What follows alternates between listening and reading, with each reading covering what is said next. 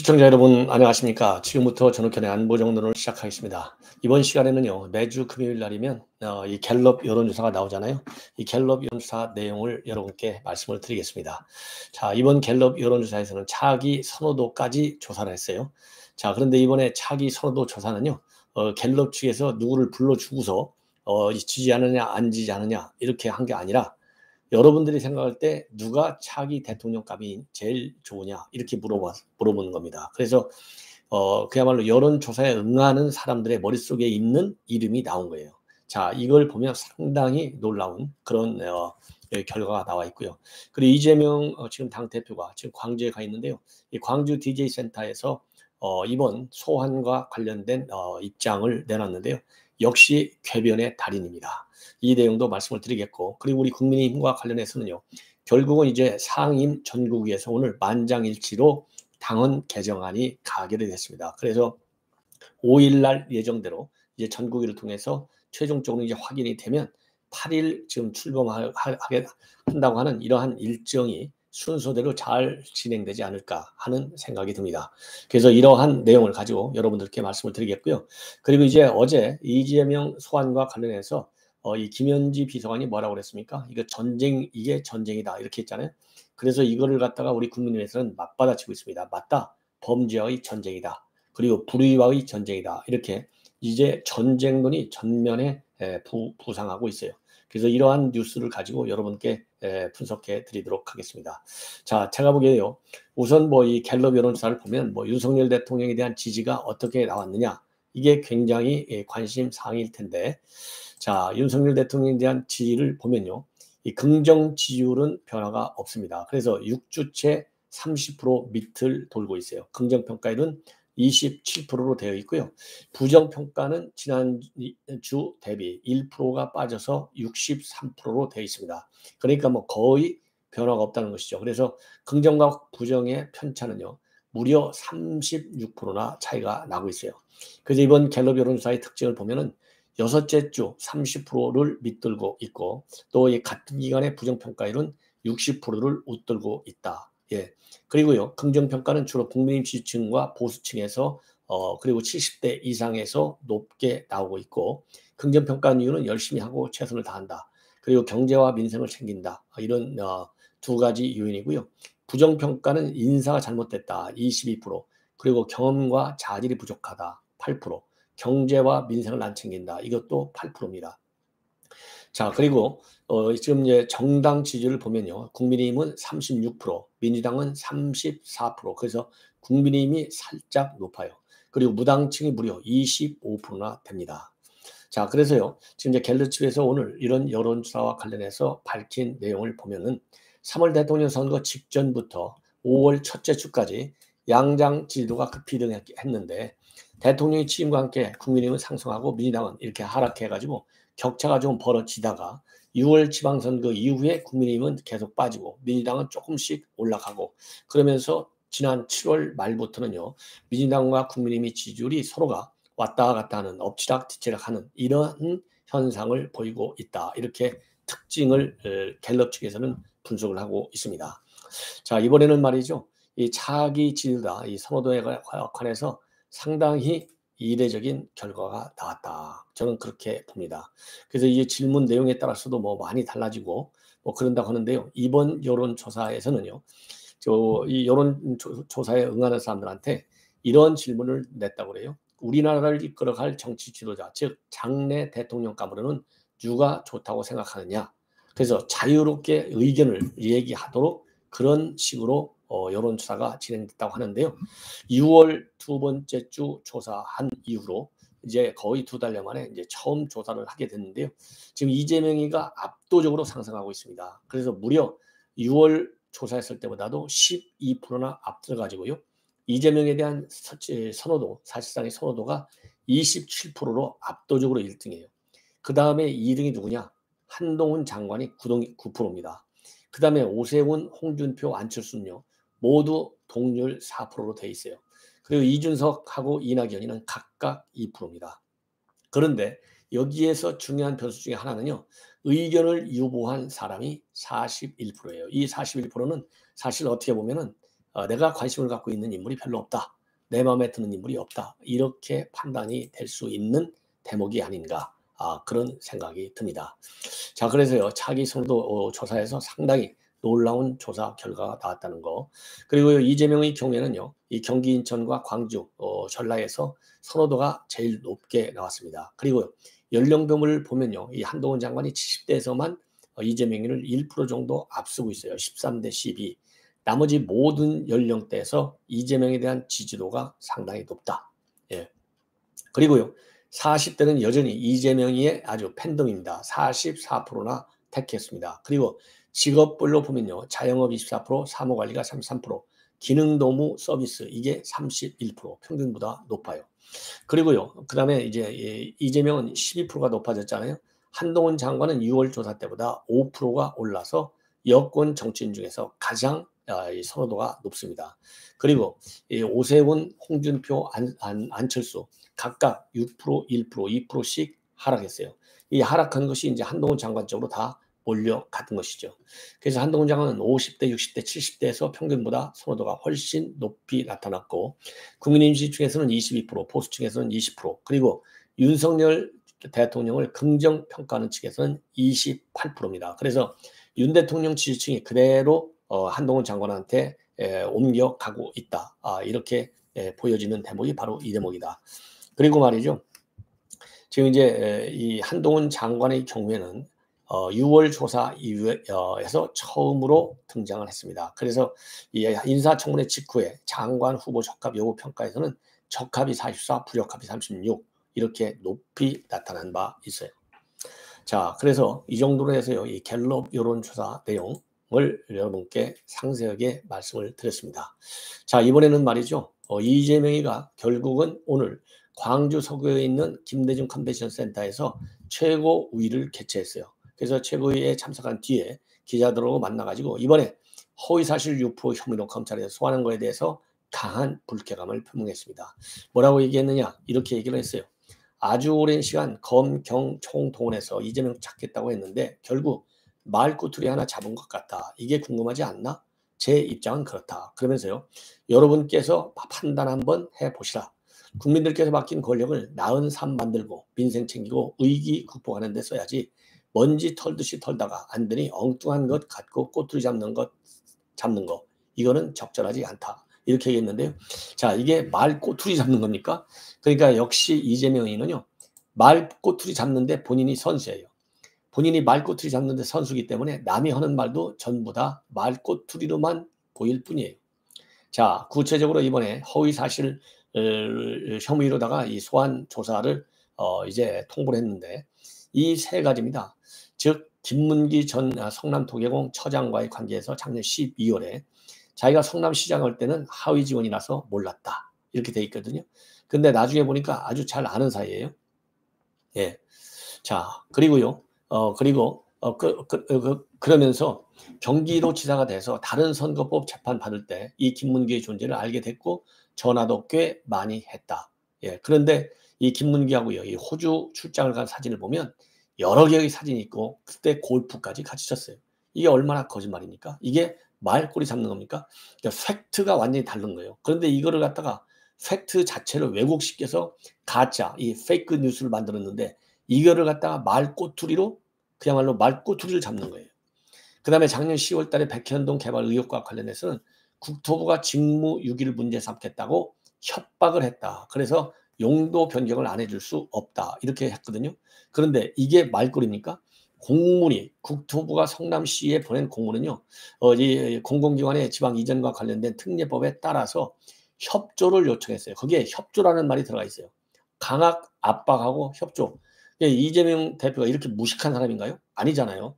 이재명 대표가 그래도 사법시험까지 합격하고 성남시장 2번이나 하고 경기도지사 하고 대선에서 2번이나 나오고 이번에 압도적으로 당선된 사람이요. 아주 똑똑한 사람이에요. 이 똑똑한 사람이 협조라는 단어, 워딩하고 협박과 압박을 모른다고 여러분들 생각하십니까? 이 정도로 거짓말의 달인. 그 다음에 이제 대장동 사업의 초과이익 환수 조항을 누락한 거. 이게 작년 10월인데 뭐라고 했느냐. 직원 건의를 안 받아들였다라고 했다가요. 나중에는 보고를 못 받았다라고 밝히고 있는데 이 관련 이재명이가 직접 문서에까지 서명한 성남시 문서가 한두 개가 아니지 않습니까? 이 정도로 거짓말의 달인이다. 자, 그래서 이거를 갖다가 말꼬리를 잡아갖고 먼지 턴다? 지금 먼지가 아니에요. 먼지는요 이미 다 날라갔어. 왜? 이재명이가 하도 거짓말하는 바람에 먼지 정도는 날라갔고 지금은 아예 굵직한 흙덩어리를 지금 검찰이 캐고 있는 거예요. 예, 흙덩어리 덮여 있는 것을 하나씩 하나씩 캐내고 있는 상황이다. 그래서 이재명의 이러한 언론 플레이 작전 여기에 우리가 말려들 이유도 없고 말려들 사람도 저는 없으리다. 이렇게 판단이 됩니다. 이러니까요. 지금 민주당에서는 어제 뭐라고 했습니까? 검수완박을 했었는데 그 검수완박을 추진했던 민주당에 대한 검찰의 정치 탄압이다. 그리고 민주주의를 훼손하려는 윤석열 검찰공화국의 정치 보복이다. 이렇게 됐잖아요. 정치 보복, 그다음에 정치 탄압. 이러다가 오늘은 이제 말꼬리를 잡는 거예요. 왜냐하면 우리 국민 누가 보더라도 이게 정치 탄압이 아니잖아요. 이게 누가 보더라도 정치 보복이 아니잖아요. 그러니까 이제는 말꼬리를 잡는다. 이러한 이재명. 그리고 이재명이가 말이죠. 지금 이제 보도도 나오고 있는데 저도 이 문자를 일부러 노출했느냐 안 했느냐. 그래서 제가 여러 가지 이미 여러 가지 정황으로 볼 때는 의도적인 노출이다. 그 이유는 탄압받는 인상을 쳐서 개딸들 그리고 이제 민주당과 민주당들의 지지층의 결집 이거를 통해서 또 하나의 방탄조끼를 만들려고 하는 여론전에서 여론으로 방탄을 만들려고 하는 특수 심리전이다. 저는 그렇게 분석을 했는데요. 의도적인 노출이 아니냐고 해서 중앙일보가 아주 자세하게 분석을 했는데 제가 말씀을 드린 내용으로 똑같이 의도적 노출이다 이렇게 보고 있는데요. 여기 중앙일보가 내세우고 있는 이유는 두 가지입니다. 하나는 지금 이재명 당 대표 아니에요? 이재명 당 대표 거기가 국회의원들한테는 명당짜리라요. 아주 사진 찍기가 어렵다는 겁니다. 그런데 굉장히 사진 찍기 좋은 각도로 휴대전화를 보고 있다는 거예요. 이게 이제 한 가지 이유고요. 그 다음에는 이 김현지 비서관한테 문자를 받은 시간하고 그 다음에 본인이 이렇게 노출시키는 시각하고의 차이를 보면 무려 4시간 정도의 차이가 있다는 거예요. 그래서 이 김현지 보좌관이 보고를 한 시각은 11시 10분인데 카메라에 노출된 시각은 3시 5분. 그러니까 3시간 55분의 차이가 난다는 겁니다. 자, 그러면 이게 의도적인 노출일 수밖에 없다는 것이죠. 저번에 참고로 권성동 의원도 내부 총질 문자를 4시간 이상 지난 시점에 들여다봐가지고 이거 의도적으로 노출한 거 아니냐 뭐 실수냐. 그래서 저도 이건 분명히 실수다. 실수했을 때 올 수 있는 권성동 원내대표에 대한 파장이 훨씬 더 크다. 이거 하나만 보더라도 실수다 그랬는데요. 그 당시 뭐 박지원이도 이건 의도적으로 노출했다고 그랬지 않습니까? 박지원 원장은 이미 구단이 아니에요. 한두 번이 아니야. 이 판단에 실패한 게. 그래서 지금 이 중앙일보 보도를 보면 그때도 왈가왈부 많이 많았는데 결국은 실수로 확인이 된 것 아니냐. 그런데 왜냐하면 사과까지 했으니까요. 이번에 이 전쟁 문자, 지금 이제 이게 전쟁이다 이랬잖아요. 이 후폭 국면에서 보면 내부 총질 문자는 결이 다르다는 겁니다. 전쟁이라는 단어를 자연스럽게 노출하면서 야당 탄압 프레임을 공고하게 끌고 가려는 것이 아니냐 이런 관측도 나오고 지금 있는 상황이죠. 자, 그리고요 이 박지원 원장도 이번 이재명 당대표의 문자 노출은 의도적 노출이다라고 해석을 하고 있어요. 그래서 이 박지원 원장의 해석은 잠시 후에 여러분께 말씀을 드리도록 하겠습니다. 자, 그래서요 지금 이 뭐라 그럴까? 이제 이건 실수가 아니다. 이건 의도적 노출이다. 그리고 정치적인 탄압상을 부각시키려고 하는 것이다. 이러다 보니까요 우리 국민의힘에서는 지금 완벽하게 이 조사를 받아라. 강하게 촉구하고 있는데요. 양금희 대변인도 이렇게 서너 시간이나 지나서 실수로 열어본다는 것은 납득할 수 없다. 자기가 전쟁이라는 말을 쓸 수 없으니까 참모진의 문자로 대신한 것이다. 방탄 대표의 민낯이 드러났다. 이렇게 비판하고 있습니다. 자, 그리고요. 이러한 이제 전쟁 프레임에 강하게 우리 국민의힘에서 맞받아치기 시작한 거예요. 그래서 권성동 원내대표의 경우에는 페북에다가 이재명 대표 보좌관이 소환 소식을 전하면서 전쟁이라고 했는데 맞다. 이것은 범죄와의 전쟁이고 물러설 수 없는 전쟁이다. 거짓으로 덮으려는 범죄의 실체는 이제 겨우 시작됐다. 그리고 김기현 국민의힘 의원도요. 권력형 범죄의 전쟁이고 방탄과의 전쟁이고 불의와의 전쟁이다. 방탄조끼를 겹겹이 껴입었는데 이제 와서 정치 보복이라고 운운하는 것은 난센스다. 그리고요, 이 친윤계로 분류되는 박수영 의원도요, 범죄와의 전쟁에 전쟁을 선포하는 자가 범죄인이다. 이런 직설적인 표현을 하고 있습니다. 그래서 그리고 이재명 대표가 개딸들에게 검찰청에서 시위하라고 좌표를 찍어준 것이다. 이러한 입장을 내놓고 있습니다. 자, 이에 반해서 이 대통령실에서는요, 상당히 거리를 두고는 있지만은 내부에서는 불쾌한 기류가 역력하다. 이런 보도가 나오고 있어요. 그래서 어제도 노코멘트라는 것이 대통령실의 입장이었는데요. 그러면서 이 대통령실에서 오늘 중앙일보 보도를 보면 어제 나왔던 노코멘트라는 말을 한 적도 없고 정말 아무런 입장이 없다. 그러면서요. 지금 현재 우리 대통령실에서는요. 윤 대통령이 지금 굉장히 민생에 집중을 하고 있는데 정치 보복 프레임이 씌워질지 않을까 이런 우려가 있다고 합니다. 자, 그래서요. 대통령실 내부에서는 이러한 이재명 대표의 문자 공개를 두고 지난 대선과 같이 윤석열 대통령과 자신을 양자 구도로 보이게 하려는 프레임이다. 굉장히 불쾌하게 생각하는 거죠. 그리고 윤 대통령은 시스템으로 돌아가는 검찰 수사에 개입이나 관여하지 않는데 무슨 전쟁이냐. 전쟁이라는 단어는 사법기관을 적으로 보는 이준석의 국가관이 드러난 것 아니냐. 이재명의 국가관이 드러난 것 아니냐. 죄송합니다. 그래서 일각에서는요. 아직 수사의 본류라고 불리는 백현동, 대장동 비리 의혹은 시작하지 않았다. 그런데 무슨 이걸 갖다가 전쟁이라고 할 수 있느냐. 이러한 이 반론도 상당합니다. 자, 그리고 말이죠. 이러한 지금 문자 이 노출과 관련해서 진중권 교수도 또 한마디를 하고 있어요. 검찰 소환을 전쟁으로 표현한 것은 한 것에 대해서요. 사법적 게임이 아니라 이제 힘의 게임으로 만들겠다는 의지의 표현이다. 그러면서요. 지금 굉장히 이런 지금 논란을 벌이고 있는 거 아주 지겹고 전쟁에선 힘이 정이다. 이건 원래 사법적인 게임으로 사실과 증거에 따라서 기소하고 변호하고 그에 대해서 판사가 판결을 내리는 것인데 개인적인 문제로 처리해야 할 것을 앞으로 당에 나서서 사법적인 문제를 정치적인 문제로 사법의 평범한 일상을 전쟁으로 만들어냈다는 의도다. 그러면서요. 민주당이 야당 대표의 정치적 발언을 사법적 판단에 넘기겠다. 이거는 황당한 일이다. 그러면서 민주당 대변인의 발언이야말로 진짜 황당하다. 이런 입장을 내놓고 있습니다. 자, 제가 보기에는요. 이거 국민들한테 안 통하죠. 예. 그 다음에는 이제 박지원 국정원장이 한마디 했는데요. 지금 이제 이재명 제1야당 대표가 시작됐고 이준석 미운 오리새끼 전 대표가 시작했고 그 다음에는 누구로 갈지 모르겠다. 자, 그러면서요. 이재명 대표는 소환에 응하지 않을 것이다. 그렇더라도 검찰은 기소를 하게 될 것이다. 이렇게 밝히고요. 그리고요. 이준석에 대한 검찰의 소환 통보가 윤 대통령 승인 없이 가능한 일이겠느냐라는 앵커의 질문에 대해서는요. 전직 국정원장 두 사람 박지원 소원 고발하면서도 현 국정원장이 대통령한테 대면 보고를 했고 승인을 받았다고 했다. 이렇게 밝히면서요. 검찰의 소환 통보 시기를 두고서 왜 하필 9월 1일 정기국회 시작 날이냐 이거예요. 본격적으로 전쟁이 시작된 것이고 그러면서요. 이준석 대표가 당대표 돼서 윤 대통령과 민생은 아낌없이 협력하겠다.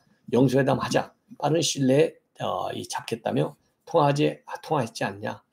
이렇게 진전되고 있을 때 왜 하필이면 어제 그런 이 강제수사에 나섰는지 강제수사 나선 검찰을 비판하고 있어요. 그러면서요.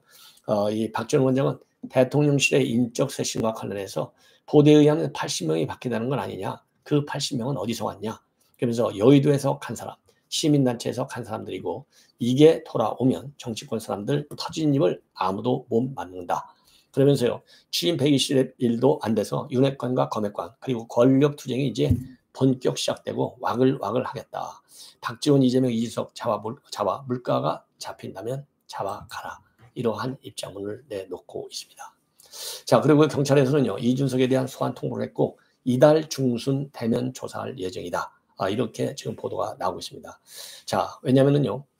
이거를 대면 조사해야지 만약에 이준석이를 서면 조사한다? 그러면은 지금 야당 대표 누굽니까? 바로 이재명. 반드시 대면 조사해야 될 것 아니겠습니까? 그래서 그런 좋지 않은 선례를 남기는 것은 당에도 대통령실에도 예의가 아니다. 그래서 직접 소환 조사할 그런 계획으로 가는 것이 아닌가 이렇게 판단이 됩니다. 자, 그리고요, 이제 드디어 새로운 비대위를 출범 위한 당헌 개정안이 오늘 96조 1항 비상상황과 관련해서 어떻게 개정했느냐. 당 대표 권리 그리고 최고위 기능 상실 부분을 갖다가 선출직 최고위원 5명 중 4명 이상이 사퇴한다. 이때가 바로 별도의 비상상황으로 정리해 나갈 수 있다는 것이죠. 그래서 이런 문제를 명확히 규정했고 이 경우에는 반드시 비대위 체제로 가도록 했다라고 밝히고 있습니다. 자, 그래서 지금 이제 언론 보도를 보면요, 지금 우리 국민의힘 지금 이제 비대위 이런 구성 문제와 관련해서도 지금 여권의 움직임 그리고 야권의 움직임을 볼 때 출범이 그렇게 쉬운 것만은 아니지 않느냐 이런 판단이 나오고요. 자, 그래서 권성동 이준석한테 법적 쟁송이 능사가 아니다. 그리고 이제 성일정 의원 징계 서두른 게 문제다. 매우 아주 이상한 입장을 밝혔어요. 아니, 징계를 지금 너무 늦게 해서 문제인데 서두르는 바람에 이준석이가 이렇게 밖으로 지금 뛰고 있다 이런 얘기인데요. 자, 성일종 의원 지금 정치 의장이기 때문에 그 자격으로 회의에 참석하는데 이건 아니 징계를 서둘러서 자, 그거는 아니죠. 그러니까 그만큼 이준석하고 이심전심 성일종 의원이 가깝다. 이거 뭐 전부 다 큰 보직들을 갖다가 이재명이가 성일종한테 줬잖아요. 그러니까 아마 보상용으로 이런 얘기를 하는 것이 아니냐. 이런 아주 그 우려스러운 제가 비판하지 않을 수 없습니다. 자, 이번에는요, 김용태 최고위원이 이 방송에 나와서 얘기한 얘기인데요. 자, 이준석 전 대표가 정치적으로 해야 되고 당내 상황 관련해서 당 대표 재신임 투표를 해야 된다라고 주장을 하고 있습니다. 그래서 당 대표를 거루로 볼 것이냐 사고로 볼 것이냐를 판단하는 것은 당원들의 몫이어야 한다. 전 당원 투표를 통해서 당원들이 이 대표를 신임하면 윤리징계를 해제하고 당연직으로 복귀해야 된다. 불신임이 된다면 반드시 이준석 대표도 사퇴해야 한다. 제가 보기에는요, 이 김용태 이 사람은 어디서 온 사람인지 모르겠어요. 자, 아니 이게 뭡니까? 이준석이를 재신임해? 그건 말이나 되는 겁니까? 예. 그러면서요, 이번 이제 가처분 신청을 또 냈잖아요. 3번째. 그러면서 가처분 신청이 인용될 가능성이 굉장히 높다. 이러한 입장을 내놓고 있습니다. 그리고 만약에 법원의 가처분 신청을 인용한 이후에도 비대위가 해산되지 않고 있는 거 이와 관련해서는요. 다시 돌아가서 원칙으로 하면 되는데 그 정답을 보고 말하는 것이 윤핵관 특정 누군가가 굉장히 무서웠던 게 아니냐. 그 누군가가 지시한 방향이 있다 보니까 악수를 드는 것 같다라고 밝히고 있습니다. 자, 그리고요. 그리고 윤리가 계속해서 말이죠. 전면에 등장해 사태를 수습하는 역할을 하려는 것 같은데 그럴 필요가 전혀 없다라고 의원들에게 얘기를 하고 싶다. 이러한 입장문도 내놓고 있습니다. 자, 시정분이 이렇게 해서요. 지금 나와 있는 뉴스들은 다 정리해 드렸고 한 말씀만 더 드리면 지금 이제 국민의힘이 이렇게 내용이 휩쓸리고 있는데 유승민계가 다시 이 기지개를 켜고 있다. 이런 보도가 문화일보에서 나오고 있습니다. 그래서 지금 기지개 펴는 것 중에 하나가 유경준 의원과 유의동 의원이 국민의힘의 서울시당과 경기도당 의원에 취임을 했고요. 김웅 의원이 서울시당 수석 부위원장에 임명이 됐다. 자, 그리고요. 지금 유승민 의원도 SSL 활동 빈도를 상당히 늘려가는 그런 스타일이기 때문에 뭐라 그럴까요? 이번 사태와 관련해서 유승민 의원 측에서 지금 상당히 활발하게 움직이고 있다. 그래서 유승민 의원 본인도 말이죠. 아까 측근들 유경준, 유이동 이런 사람들이 시당위원장도 나가고 그런 것도 있지만은 본인이 SNS 활동도 굉장히 열심히 하고 있고, 자, 그리고 이제 인스타그램에까지도 올리고 있다고 합니다. 이미 지난달 28일 날은요, 본인의 문자로 이 난리가 났는데 모르쇠도 일관한다. 그래서 당에서 이 컨트롤하는 것은 정직하지도 담당하지도 못한 처신이다. 이렇게 비판을 한 바 있습니다. 자, 그리고요, 또 이제 이 SNS 활동을 유승민 본인도 열심히 하고 있고요. 지지자들도 이러한 분위기를 반기고 있다고 합니다. 그래서 내일 유승민 전 의원의 팬클럽인 유심초가 대구에서 오프라인 모임을 연다. 이렇게 되어 있습니다. 자, 그래서 지금 박지원 원장의 경우에는요, 유승민이가 전당대회에 출마하면 당대표가 될 가능성이 크다. 정치는 민심을 못 이기고 경제는 시장을 못 이긴다. 여론조사상으로는 차기 전당대회 대표로 유승민, 이준석 제일 유리하지 않나 평가했습니다. 다만 친윤계 의원은요. 전당대 출마는 말도 안 되는 소리다. 유승민 의원하고 전당대 이야기를 나눈 적도 없고 본인이 고려하지 않고 있는 것 같다라고 밝혔습니다. 자, 이렇게 해서요. 지금 뭐라고 그럴까요? 국민의힘 내부 동향까지 전부 여러분께 소개해 드렸습니다. 자, 시청자 여러분, 이제 오찬 후에 다시 여러분을 찾아뵙도록 하겠습니다. 시청자 여러분 대단히 고맙습니다.